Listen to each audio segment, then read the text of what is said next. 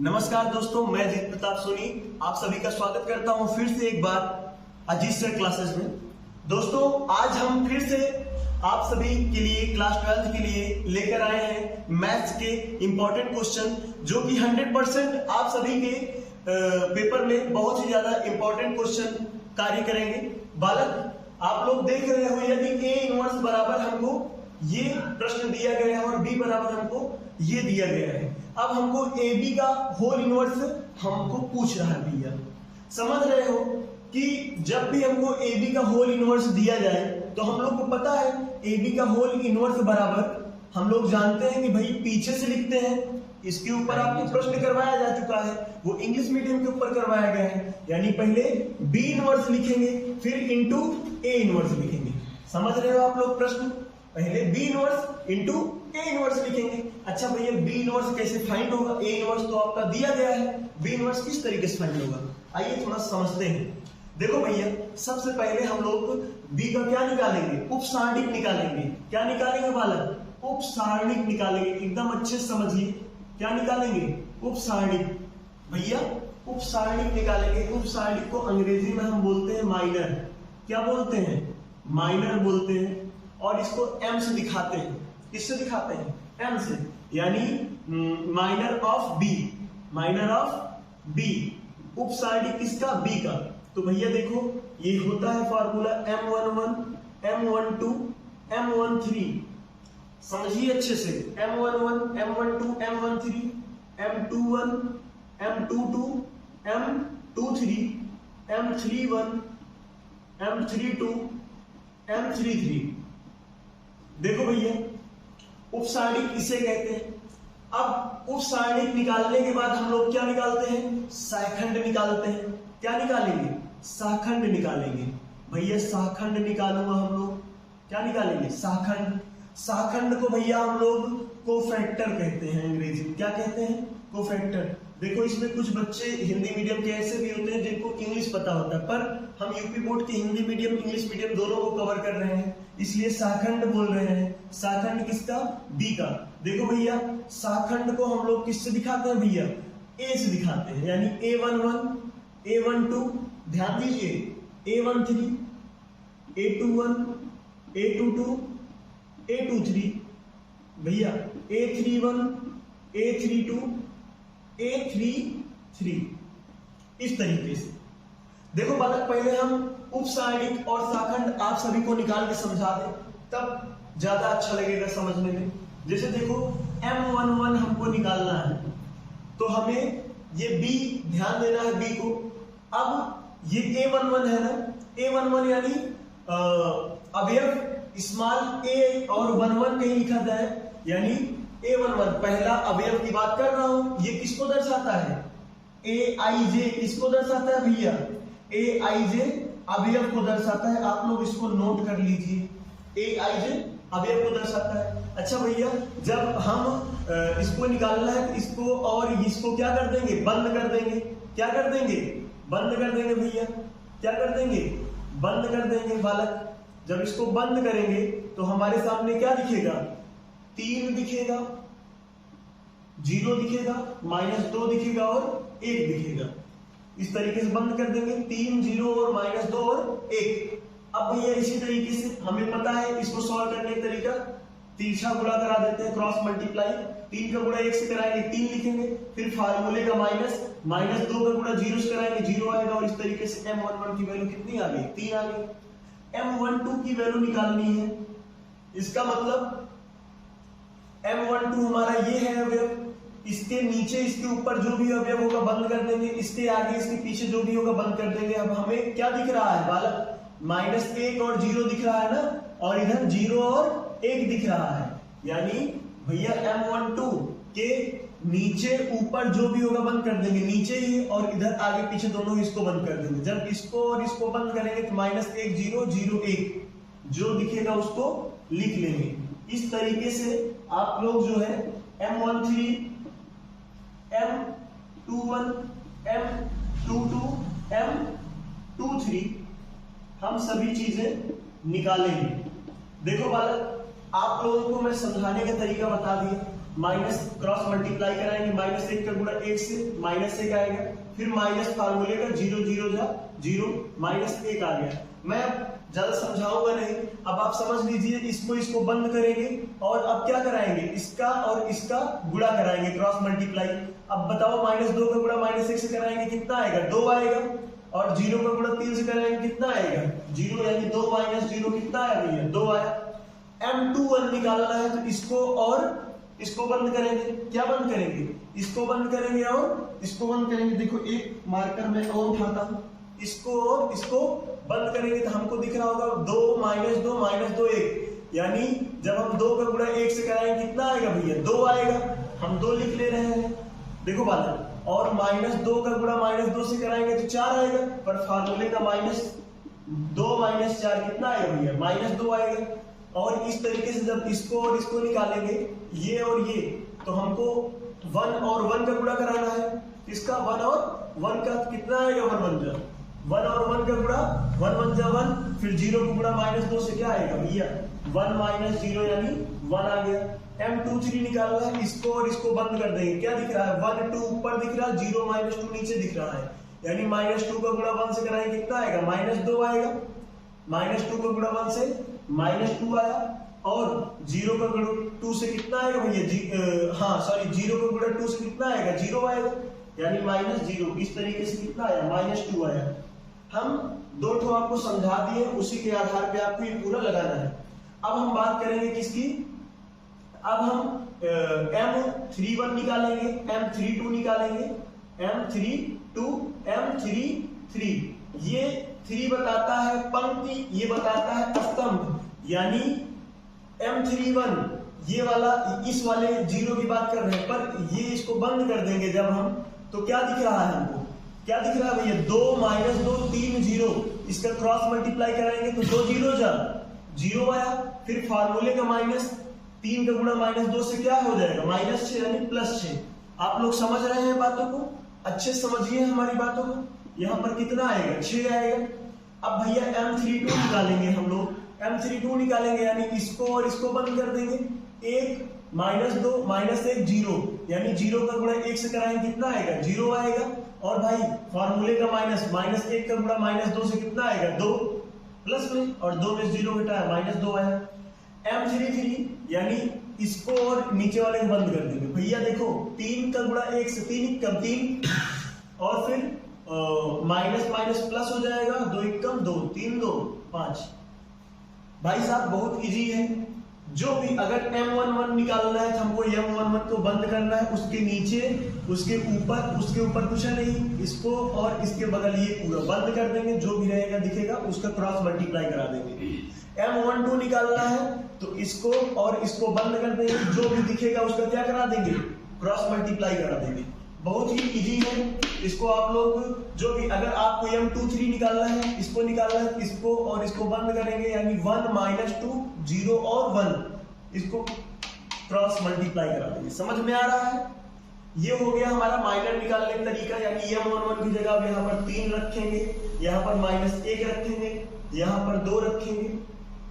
अब देखो बालक, हम लोग को क्या निकालना है, हम लोगों को निकालना है शाखंड। देखो बालक, शाखंड क्या होता है, शाखंड का सूत्र पहली बात तो आप जान लीजिए, AIJ, यानी ये क्या है, शाखंड का सूत्र मैं बता रहा हूं, -1 की पावर i + j, यहां पर -1 की घात i + j और MIJ, यानी आप इतना समझ लो, जितने भी आपके विकर्ण अवयव होते हैं वो सारे किस में रहेंगे, प्लस में, बाकी सारे किस में, निगेटिव में। ध्यान से देखिए, जितने भी विकर्ण वाले अवयव हैं वो सारे किस में रहेंगे, प्लस में, बाकी सब निगेटिव में। यानी A11 निकालना है तो ये तो भाई प्लस में रहेगा, यानी M11 जो रहेगा वही लिख देना है मुझे, क्योंकि A11 M11। समझ में आया? -1 की पावर 1 + 1 M11, -1 की पावर कितना हुआ भैया, 2, और -1 की पावर 2 यानी प्लस हो जाएगा, और M11 की वैल्यू 3 है, यानी +1 × 3 कितना आया, 3 आया। पर ध्यान देना, अब इतना समझाने का मतलब क्या हुआ, A12 यानी क्या होगा, माइनस लग जाएगा आगे M12, समझ में आया। A13 निकालना है तो चूंकि ये क्या है विकर्ण वाला है इसलिए M13 बराबर ही रहेगा। A21 चूंकि ये विकर्ण नहीं है यानी माइनस लग जाएगा M21 में, और A22 चूंकि ये क्या है विकर्ण है इसलिए M22 ही लिखना है, जो रहेगा वही लिख लिया जाएगा। अच्छा ये बताओ M12 कितना आया था -1, अच्छा माइनस और -1 कितना हो जाएगा +1 हो जाएगा। और देखो भाई समझो अच्छे से, आप ध्यान दो M13 कितना आया था 2 आया था, तो यानी A13 भी कितना रहेगा 2 ही रहेगा, क्योंकि ये क्या है A13 विकर्ण है। ध्यान से देखिए बातों को। और उसी तरीके से हम लोग क्या करेंगे A21 चूंकि M21 आपका -2 आया है और यहाँ भी क्या होगा माइनस और -2 गुणा कराएंगे कितना हो जाएगा प्लस में हो जाएगा। A22 किसके बराबर A22 आपका क्या है 1 आया है यानी 1 ही लिख देंगे। A31 आप ध्यान दो ये क्या है विकर्ण है यानी M31 ही हो जाएगा। A32 ये बेस्ट कॉन्सेप्ट है भैया आपके लिए, एक बार आप उसको निकाल लीजिए और उसके बाद जो भी विकर्ण हो उसके बराबर A11 तो M11 लिख दो। A12 क्या है विकर्ण नहीं तो माइनस लगा के लिखो, बहुत आसान है, हम लोग को बस एक बार समझने की देरी है बस। यानी यहाँ -M32 होगा और यहाँ 33 होगा तो यहाँ M33 ही रहेगा। अच्छा M31 की वैल्यू कितनी आई है 6 आई है 6 आई है, तो यानी हमको 6 ही लिख देना है। यहाँ पर -2 आया है तो माइनस प्लस में आ जाएगा। ध्यान से देखिए -2 और यहाँ वाला माइनस क्या हो जाएगा प्लस हो जाएगा। M33 यानी 5 ही रहेगा भैया, समझ में आया, बहुत इजी है, आपने इसको निकाल लिया। देखो भाई अब हमको इसकी जरूरत नहीं है, इसको एक बार लिख लेंगे कि उपसारणी B ऐसे लिखेंगे और उपसारणी B बराबर लिखकर ये पूरा वैल्यू 3 फिर -1 फिर उसके बाद 2, ये सारी चीजें हम इसी तरीके से 3 -1 2 फिर -2 इस तरीके से इसको क्या कर देंगे फिल कर लेंगे, ये आपका काम है। अब इसी तरीके से हम लोग सहखंड को भी लिख लेंगे, सहखंड यानी कोफैक्टर ऑफ B डालकर हम भी इसको A11 की जगह पर 3 A12 की जगह पर 1 A13 की जगह पर 2 जो भी जैसे रहेगा वैसे यहां भी क्या करना है लिख लेना है। अब देखो हम इसको इरेज करते हैं और आपको ले चलते हैं थोड़ा सा सहखंडज की तरफ। किसकी तरफ सहखंडज की तरफ। देखो बालक आप सभी को सब कुछ समझ में आ रहा है, जो भी बातें समझ में ना आए हमसे पूछ लीजिए, क्योंकि ये आपका 8 नंबर का क्वेश्चन है, थोड़ा सा लंबा रहेगा, समझा रहा हूं इसलिए लंबा लग रहा है। देखो भाई अब यहाँ पर हम लोग किसकी बात कर रहे हैं सहखंडज की बात कर रहे हैं। सहखंडज देखो भाई सहखंडज को अंग्रेजी में एडजॉइंट बोलते हैं। क्या बोलते हैं एडजॉइंट। मैं एक क्वेश्चन बताऊंगा, आप लोगों घर पे उसके जैसा 5 क्वेश्चन लगाना है जिससे कि आपको हर चीज अच्छे से समझ में आ जाए, प्रैक्टिस में आ जाए आपकी चीज। सहखंडज ऑफ किसका बी का। देखो कभी भी सहखंडज ऑफ बी जो होगा वो कोफैक्टर किस चीज का कोफैक्टर ऑफ बी का क्या होगा परिवर्त होगा। क्या होगा परिवर्त, यानी जो भी आया है उसी का क्या कर देना है परिवर्त कर देना है। अच्छा भैया कोफैक्टर ऑफ बी कितना आया है यही तो आया है, यही तो है 3 1 2 और भाई आगे क्या है आगे आपका 2 है 1 है 6 है 2 1 और कितना भैया 2 1 2 लिखो 1 लिखो। अच्छा क्या हम लोग जो है 8 2 3 लिखना भूल गए थे क्या। अगर भूल गए तो यार लिखने में कितना टाइम लगेगा। इसको बंद करो और देखो 8 2 3 पे चूंकि 8 2 3 क्या है 8 2 3 कोई वो है नहीं, तो यानी माइनस पे क्या होगा -2 गुणा 1 से कराएंगे -2 आएगा और ये क्या हो जाएगा 0 हो जाएगा, यानी -2 ही आएगा और -2 क्या हो जाएगा 8 2 3 -2 आया यानी प्लस में हो जाएगा। चूंकि ये नहीं है कुछ तो यहाँ पर क्या लिखना है हमको 2 लिखना है और इसके आगे 6 2 5 लिखना है 6 2 5 लिखना है। ये क्या आ गया आपका एडजॉइंट ऑफ बी आ गया, एडजॉइंट ऑफ बी आ गया। अब हमको क्या निकालना है अब हमको b के सारणिक का मान निकालना है।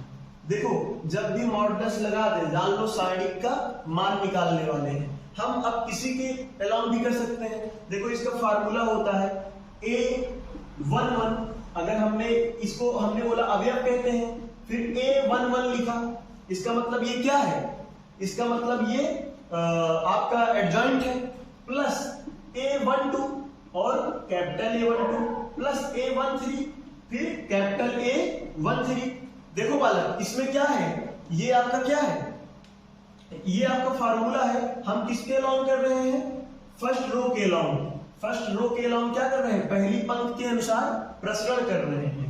पहली पंक्ति के अनुसार प्रसरण, पहली पंक्ति के अनुसार प्रसरण कर रहे हैं, पहली पंक्ति के अनुसार प्रसरण, ठीक है, एक्सपेंड कर रहे हैं। ध्यान देना, इंग्लिश मीडियम वाले भी समझ जाए, पहली पंक्ति के अनुसार प्रसरण कर रहे हैं। अच्छा ये बताओ A11 आपको क्या दिख रहा है, 3 दिख रहा, सॉरी A11 क्या दिख रहा है, B का 1 दिख रहा है, 1 दिख रहा है, और A11 आपका 3 दिख रहा है।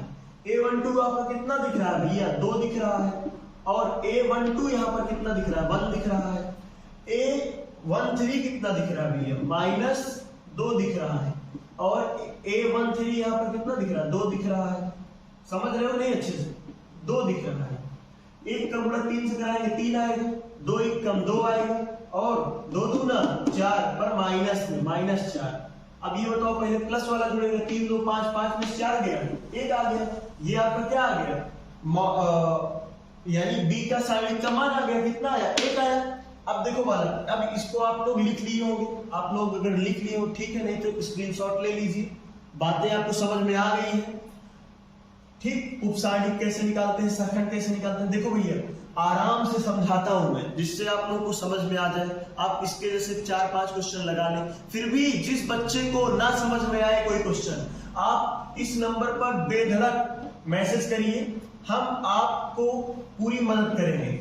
हमारी कोशिश है कि आपका रिजल्ट बहुत अच्छा आए। बालक इस पे आप कॉल करिए, अगर मैसेज करिए, व्हाट्सएप मैसेज करिए, जो भी प्रश्न आपको ना आए हम आपकी पूरी सेवा करेंगे। देखिए बालक, अब आप देख रहे हैं कि हमको B इनवर्स निकालना है, तो B इनवर्स बराबर फार्मूला आपको मैं बता दूं, adjoint of B, adjoint of B upon में मॉडुलस ऑफ B। समझ में आ रहा है, ये होता है फार्मूला। चूंकि B के सारणिक का मान कुछ है नहीं, एडजॉइंट ऑफ B ही कुछ है जो है, यानी हम लोग को क्या लिखना है, हम लोग को सीधे यही फार्मूला जो आया है वही लिख लेना है, यानी यही क्या है, B इनवर्स है। 3 1 2 2 1 2 6 2 5, यही क्या है, B इनवर्स है, और बटे में 1 लिख भी देंगे तो कोई मतलब का है नहीं। समझ में आया आपके, B इनवर्स मतलब इसको चाहे लिखो बटे में 1 चाहे ना लिखो, B इनवर्स आपके एडजॉइंट ऑफ B के बराबर आ गया। भैया हमें यही निकालना ही था, अब A इनवर्स दिया ही है, अब क्या करा देंगे, इसको हम इरेज कर रहे हैं, आप लोग समझ गए होंगे। इस फार्मूले को जरूर याद करिए ना, ये चीज इंपॉर्टेंट है, आपको समझ में आ गई होगी बातें। देखो भैया, ये जो हमने अभी R1 के लॉन्ग एक्सपेंड किया है, अगर यही R2 के लॉन्ग एक्सपेंड करते, R2 के लॉन्ग यानी ये क्या है, A21 है, तो हमको A21 जो है सेकंडस का क्या लेते, A21, और ये A22 है तो सेकंडस का A22, A23 है तो सेकंडस का A23, और ये क्या होता, डेल्टा बराबर होता आपका, यानी मापांक ऑफ B बराबर होता। ये फार्मूला आप किसी भी चीज के अलॉन्ग ले सकते हैं, ठीक है। देखिए बालक, आते हैं हम अपने क्वेश्चन पे। अब हमको क्या निकालने के लिए बोला था, AB इनवर्स बराबर क्या होगा, तो भाई आपको पता है पीछे से लिखना रहता है, B inverse into A inverse. B inverse की वैल्यू कितनी दी गई है बालक, B इनवर्स की वैल्यू आप देखो यही दी गई है 3, फिर कितना है देखो भैया यहां ध्यान दो, 3 1 2, क्या है 2 1 2। समझ में आ रहा है आप सभी को, ध्यान से समझिए, ये लास्ट स्टेप है इस क्वेश्चन का 6 to 5। और भैया इनटू में A इनवर्स बराबर कितना है आपका, 3 -1 1 -15 6 -5 5 -2 और 2। अब हम इसका क्या करा देंगे, मल्टीप्लाई करा देंगे। देखो भैया इतना समझिए आप बात को, पहले बी इनवर्स लिखना था, हमने बी इनवर्स पहले लिखा, फिर ए इनवर्स हमको दिया गया था उसको लिखा। देखो जब भी B inverse into A inverse किसी भी दो चीज का गुणा कराना हो तो जो आगे दिया रहेगा उसके हॉरिजॉन्टल लाइन खींचते हैं और जो पीछे वाला रहेगा उसके सामने वर्टिकल लाइन। देखो बालक जब इसका हम लोग गुणा कराएंगे, क्या कराएंगे, गुणा कराएंगे। हम एक वीडियो में एक ही क्वेश्चन कवर करेंगे इस तरीके के, जिससे आप सभी को बेहतरीन ढंग से समझ में आ जाए। देखो अब क्या करना है, हमें जैसे हमको गुणा कराना है, एक को दूसरे से क्या कराना है, गुणा कराना है। तो ये क्या है, R1 है और ये क्या है, C1 है। ये क्या है वाला, R2 है, ये क्या है, R3 और ये क्या है, C2, ये क्या है, C3, क्या है, C3 है। समझ में आ रहा है आप सभी को। देखो भैया जब हम A11 जो पाएंगे वो क्या पाएंगे, R1 C1 पाएंगे। क्या पाएंगे, R1 C1, यानी R1 पूरे R1 का पूरे C1 में गुणा होगा तब हमको क्या मिलेगा, A11 मिलेगा। ध्यान देना ये मैट्रिक्स का गुणा है, ये मैट्रिक्स का गुणा है भैया। पूरे R1 का गुणा पूरे C1 में कराना पड़ेगा तब हमको A11 मिलेगा। पूरे R1 का गुणा C2 में कराना पड़ेगा तब हमको A12 मिलेगा गुणा करने पे। पूरे R1 का गुणा C3 में करवाएंगे तब हमको A13 मिलेगा। समझ में आ रहा है नहीं बात, ध्यान समझिए भैया। R2 का गुणा C1 में कराएंगे तो हमको क्या मिलेगा, A21। इसी तरीके से आप समझ गए होंगे बातों को। R2 C2 यानी R2 C3 यानी R3 C1 R3 C2 R3 C3, इस तरीके से गुणा कराते हैं। ये बहुत इंपॉर्टेंट बातें हैं, ये आपको समझाया जा रहा है तो समझ लीजिए। R1 का गुणा C1 में, यानी आप समझिए 3 का गुणा 3 में, 3 3 का 9। अभी R1 पूरा हुआ नहीं, यानी 1 का गुणा -15 से कितना आएगा, -15। 2 का गुणा 5 से 2 5 10। अब R1 का गुणा C1 से कंप्लीट हुआ नहीं। देखो अब R1 का गुणा C2 से, 3 का गुणा -1 से कितना आएगा, -3। खूब हौसला रखिए बालक, बहुत इजी है।